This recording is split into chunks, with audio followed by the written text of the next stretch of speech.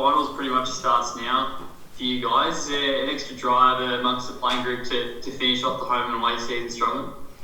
Yeah, there is. Yeah, there's obviously a logjam of teams that want to play finals, and the need to win now is really heightened. So the girls are pumped and primed for this weekend and the weekend after to finish on a real positive. So we've showed patches over the last few weeks that we can play some good footy, but it's just that putting all those pieces of the puzzles together over 4 quarters. So it's a ripper game to play Saturday night, 7 o'clock at Icon Park. It's going to have that finals feel for sure.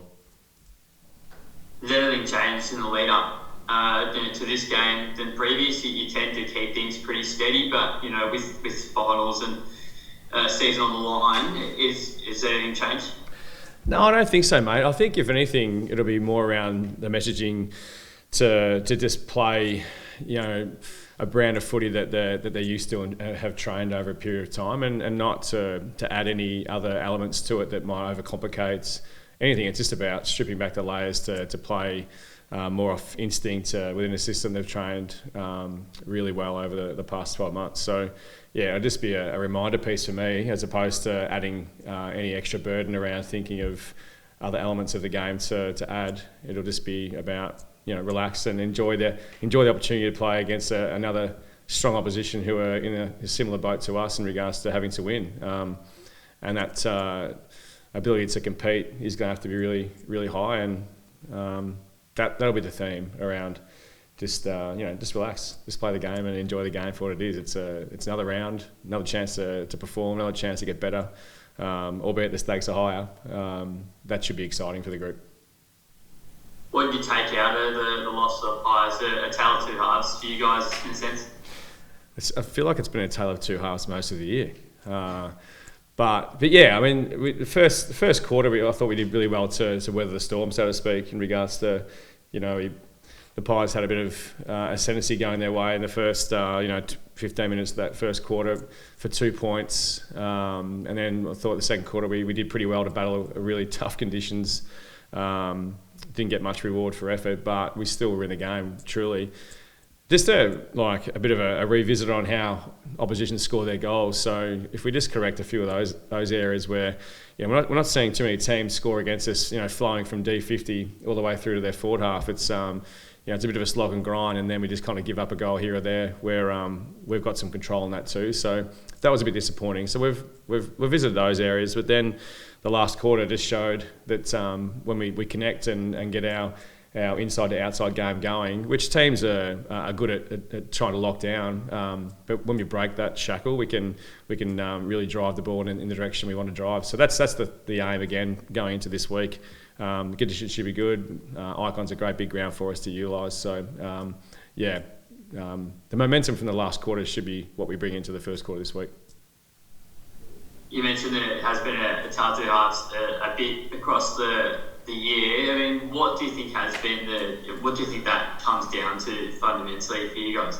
Oh, I just think maturity, mate. I think I've mentioned before, we've turned the list over quite a lot over the last 12 months. So just that gel piece for the group to continue to be around each other, train a method, get used to each other's strengths and weaknesses. We haven't changed the team a lot over this period in terms of personnel on field, but you add in a couple of Irish players that play forward for us. There's players that go through the midfield that haven't played a lot of footy together. So it's just that maturity and growth piece and longevity. The top 4 or 5 sides have had that over a period of time, and we're still building that piece, which we'll get there. But I think that's had an influence in maybe how from quarter to quarter, match to match. That where our consistency piece ebbs and flows. So it's just about riding those highs and lows together for longer.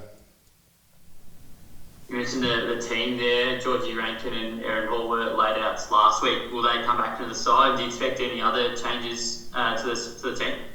No, we don't. I expect those two to be fit for this week. We've got selection tonight, so we'll have a look at training tonight. If there's any other changes we need to make, we'll make that call post-training. But we're looking pretty solid from last week to this week. So those two names you mentioned will certainly be in consideration.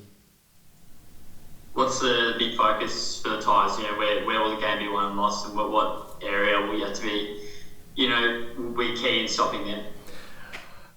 It'll be around for us, contested ball. Again, it's been a genuine theme for a long period of time. Just around getting our hands dirty and making sure that our hard ball gets her up and our contested ball numbers are in the right place to be able to then get our hands on the footy. So, you look at contested possession v uncontested possession. Like, if you can't get your hands on the footy, then your uncontested numbers drop clearly, which then diminishes your chances to move the ball in a way that suits your style. So it'll be around the contested possession for sure, and then and see if that can drive a bit of territory for us to go in the right direction and utilise our front half players who we think can put a good score on the board. Our defence have been super the last few weeks. It's probably a time to give them a bit of break and put the opposition defenders under a bit of pressure. Any players in the last month or so that have impressed you, that you feel have come a long way this season? Well, I think Claudia Konjaka has been one in our defence that's certainly held her position really well and improved again from last season, which was also a breakout season for her. So she's been one of note, and it's the same as Chantal Edmondson. Her numbers have gone through the roof from last season as well. Just their ability to win possession, but also joining the attack's been really good. Having Becky Webster back in the defence has been really positive as well. So there's just a few defenders to name there as well. And then you look at Erin Hoare's ability this year to get better each week as well. So, we haven't been a great hit-out team over a period of time, but our numbers are steadily improving. And off the back of that, our midfielders are really, showing some growth because they've got a bit more predictability in that space as well. So Erin's made a really positive impact. And then Jackie Parry's one for me that, okay last year, like in her words, but then this year she's been consistently performing for us up front, which has been really positive. There's just a few names to rattle off, but then, you look at Nina Morrison and Georgie Pasparkas, and, Amy's been floating in and out of games, but, all those guys, given their moment, can really turn a game on its head.